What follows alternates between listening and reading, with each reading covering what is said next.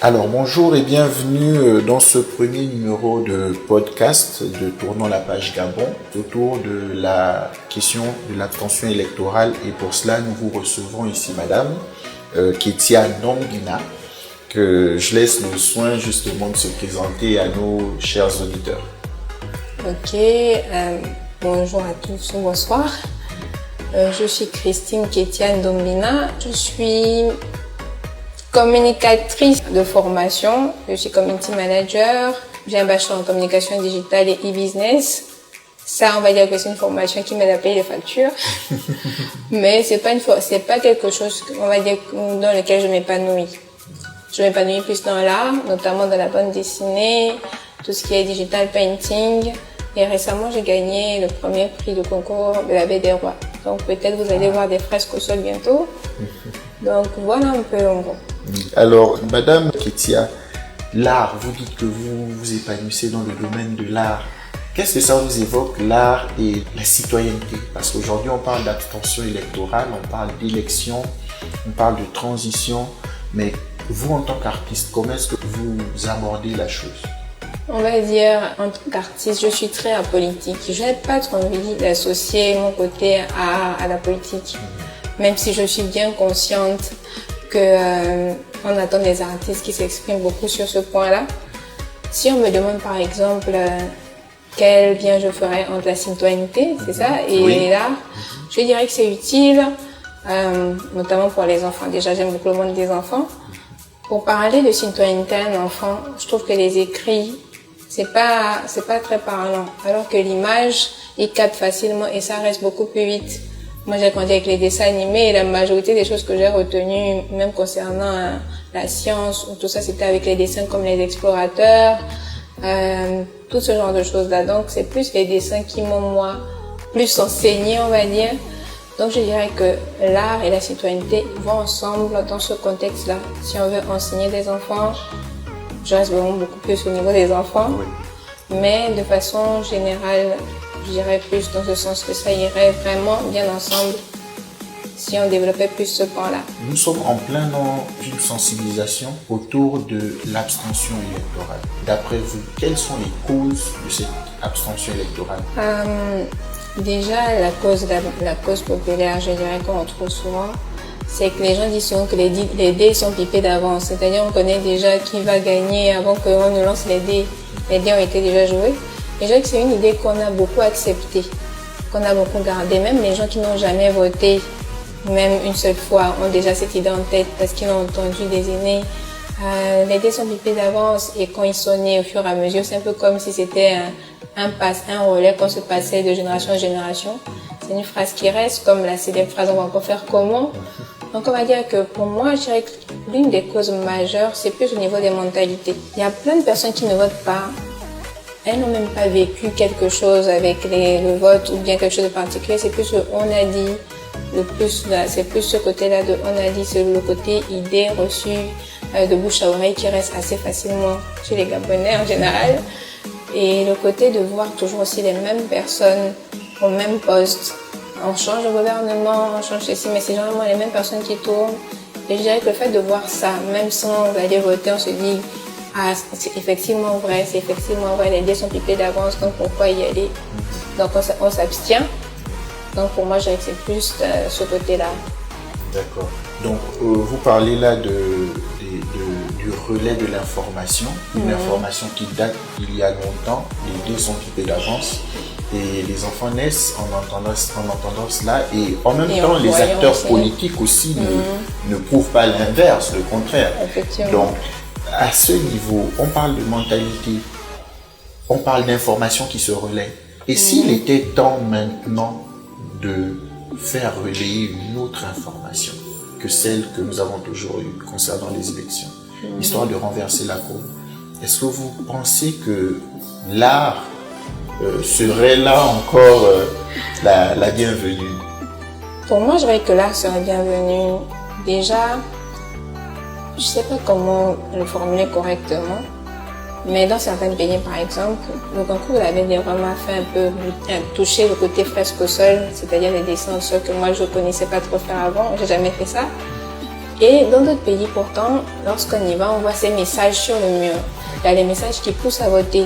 Il y a les messages qui encouragent les gens à le faire et qui montrent même des fois les conséquences et autres. Mais nous, on n'a pas trop ce côté-là. Tout ce qui est autour de l'art ici, par exemple, on a vu la campagne du oui, c'était juste je vote oui, je vote oui, je vote oui. Mais on ne disait pas pourquoi on devait voter oui. Il n'y avait pas d'image qui représentait le pourquoi on devait le voter. Ça m'amuse même, en pensant, j'avais vu la phrase qui dit je vote oui parce que vous devez vote non. Ça, moi, j'ai pas trouvé que c'était vraiment un argument. Mais il n'y avait pas vraiment de message derrière qui montrait le pourquoi. C'est-à-dire que même si un enfant, moi je reste vraiment sur le côté enfant parce que c'est la génération qui viendra après. Si un enfant voyait ça, il va juste voir je vote oui. Et même s'il posait la question aux parents pourquoi on vote oui, le parent pourrait aussi sortir la célèbre phrase parce que vous devez vote non. Mais il n'y a pas ce côté-là où on se soucie du message qui va rester. Alors que dans l'épisode Pédia à travers l'art, le message reste. Ceux qui vont venir après vont toujours voir l'image qui est là. Pas comme nos affiches qui restent depuis Kala, les affiches de concert qui sont souvent très là pendant longtemps. Mais il n'y a pas le message du citoyen qui reste là tout le temps. Donc, moi, je réfléchis sur ce côté-là, côté art par rapport à ça. La musique aussi, par exemple, des chants qui restent. Ah oui. Voilà. Donc, moi, j'ai le chant, lorsque le président était décédé, c'est toujours resté là. Tu t'en vas, non, ça c'est là, je suis partie à Iniga, tu t'en vas sur une radio, là, je suis allée loin. Mais il y a des chants qui sont restés pour des personnes qui sont décédées, mais il n'y a pas de chants pour le message citoyen qui sont là. Il n'y en a absolument pas. Donc je dirais que peut-être c'est pas seulement moi, beaucoup d'artistes n'ont peut-être pas cette envie d'associer leur art à la politique. Et peut-être on se dit que si j'associe mon art, on va se dire que j'associe ça pour un candidat ou pour tel candidat. Généralement, au Gabon, moi je trouve qu'on a du mal à dissocier les deux. Le côté je le fais pour mon vote, pour ma voix, et le côté je le fais pour une personne. Généralement c'est mélangé, donc je dirais un peu... Le conflit d'intérêt, il est assez présent, et il faut dire que si je me rue au niveau des urnes, c'est pour pouvoir soutenir un parent, parce que cela pourra me revenir après. Voilà. Et donc les personnes qui n'ont pas de parents là-bas aussi ne trouvent pas certainement l'utilité d'y aller. On se dit bon, écoute, le pays est partagé, c'est tant mieux. Mais ici, nous voulons transmettre des valeurs citoyennes. Dire aux gens que les dés soient pipés ou pas, la responsabilité est la nôtre de pouvoir inverser la courbe. Certes, peut-être on ne changera pas vraiment grand-chose, mais on poussera quand même les gens à tricher mieux. Si on parle de triche, de fraude, on poussera les gens en fait les acteurs politiques, je dirais, à prendre un peu plus au sérieux en fait leur engagement politique et surtout leur cœur pour le pays. Voilà. Donc, nous pensons comme ça à ces mouvements, ces différents mouvements qu'il y a eu pour protester. Nous ne sommes pas d'accord avec ça, nous ne sommes pas d'accord avec ci. Voilà. Et ce genre de choses, en fait, ce sont autant de preuves que les personnes, il y a des personnes quand même qui essaient d'user de leur citoyenneté pour faire bouger les lignes, pour dire ça ne passe pas. Même si après il y a comme un bras de fer, voilà, bon. Mais on aimerait vraiment que ce soit une mentalité au niveau de notre nation, cette capacité à se lever et dire tu n'as pas bien géré, on va sanctionner aux urnes. Oui, comme la célèbre chanson Quitte le pouvoir, Quitte le pouvoir, c'est je pense que tout le monde connaît. Voilà. Et ça, c'est resté, je dirais que c'est quasiment l'une des seules chansons qui reste dans le côté pour faire bouger les gens. Donc ça n'a rien à voir avec le vote, mais bon.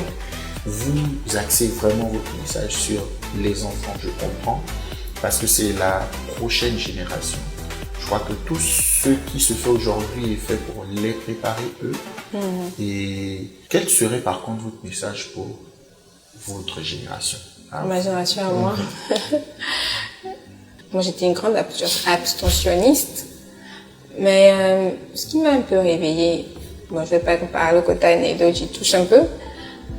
Pour ma génération, je dirais que c'est le côté plus mentalité. Il n'y a pas vraiment, comme je dis pour les enfants, par exemple, les images et tout. Je dirais pas qu'il y a une meilleure solution pour ma génération à moi. C'est plus le côté d'éveil des mentalités. Moi, à mon niveau, ce que moi je pourrais dire à ma génération, c'est le fait de ne pas voter, c'est participer à créer les dés-pipés. Le fait qu'on ne vote pas, on participe à la création de ces dés-là. Parce qu'en ne votant pas, on ne manifeste pas notre mécontentement ou bien qu'on est d'accord ou non. Il y a le célèbre dicton qui dit qu'il ne dit mot consent. Ça veut dire que si je ne dis rien, ça veut dire que je suis d'accord. Et pour moi, celui qui ne dit rien n'a pas le droit de critiquer. N'a pas le droit de dire « Ah, mais pourquoi c'est comme ça ?» Là, ça va rejoindre toujours l'anecdote de plus tard. Mais c'est participer à ce que les dés soient pipés et c'est participer aussi au fait de rendre les institutions non crédibles.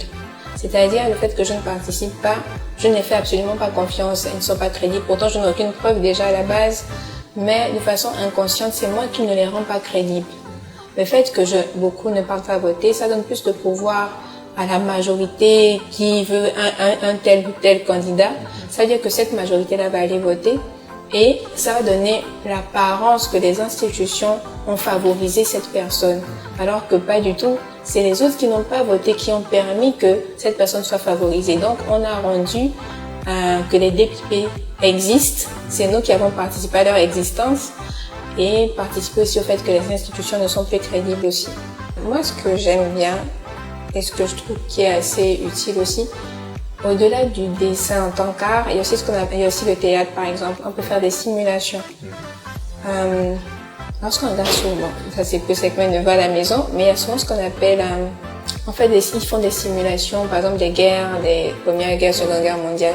Pourquoi ne pas faire des simulations aussi sur le vote, sur l'importance de voter, sur les conséquences du vote, une simulation vraiment où dans les différents établissements, dès qu'on voit la période du vote arriver, on dit bon, on va mettre en place un théâtre pour sensibiliser par rapport à ça. Chaque salle de classe et crée un théâtre par rapport à ça. Il décore la salle en mode bureau de vote. On place les enfants, on les explique que voici, toi tu vas gérer tel poste, ainsi de suite. Et le faire à chaque fois au niveau des périodes électorales, je pense que ça va habituer les enfants déjà à cette idée-là. Et même eux, ils pourront enseigner les parents. Je pense que c'est même le meilleur moyen d'atteindre les plus grands, c'est de passer à travers les enfants. Je pense que les grandes enseignes ont compris ça un peu, les marchés de Noël et tout. Donc je dirais, pourquoi ne pas miser sur ça? Et voilà, je vais en aller dans mon petit délire. Pourquoi pas après organiser un concours de la meilleure école qui a bien compris c'est quoi le principe du vote, l'importance du devoir citoyen à ce niveau-là. Et ça va, c'est peut-être que ça va sembler comme un jeu, mais je vous assure que les enfants retiennent beaucoup plus vite dans ce côté jeu-là. Et arriver à la maison, ils pourront même enseigner ces parents-là qui pensent tout connaître, mais certainement ils ont oublié que c'est un devoir au lieu du coca. Donc, voilà un peu, j'irai un peu sur cette proposition-là. Vraiment, désolé, je veux toujours parler des enfants. Non, donc voilà. C'est normal et c'est très bien. D'accord, vraiment, merci beaucoup. Donc, un mot peut-être de fin pour un mot de nos fin. Je vais revenir sur la célèbre phrase « On va encore faire comment ?» Il y a un célèbre, je vais dire qu'il est en train d'être célèbre, un réalisateur gabonais, Jérémy Choua, il a répondu à cette problématique « On va encore faire comment ?» Il a dit « On va faire autrement. On va encore faire comment ne pas aller voter? Ben, on va faire autrement, on va y aller, encore oui. Et encore, sans jamais se lasser. Car vaut mieux exprimer sa voix et marcher la tête haute que je gagne pas en disant que oui, j'ai fait ma part, que d'être celui qui ne dit rien et se plaindre tout le temps alors que tu n'as même pas osé faire quelque chose. Donc voilà. Exactement. Et c'est sur ces paroles, mesdames et messieurs, que nous arrêtons cette émission en vous souhaitant vraiment de vous retrouver très vite. Nous disons merci à Madame Ketia et notre chère artiste qui a le cœur sur la main pour les enfants. Voilà, donc nous vous retrouverons au mois de mars pour le prochain numéro de podcast. Merci beaucoup et bonne fin de journée.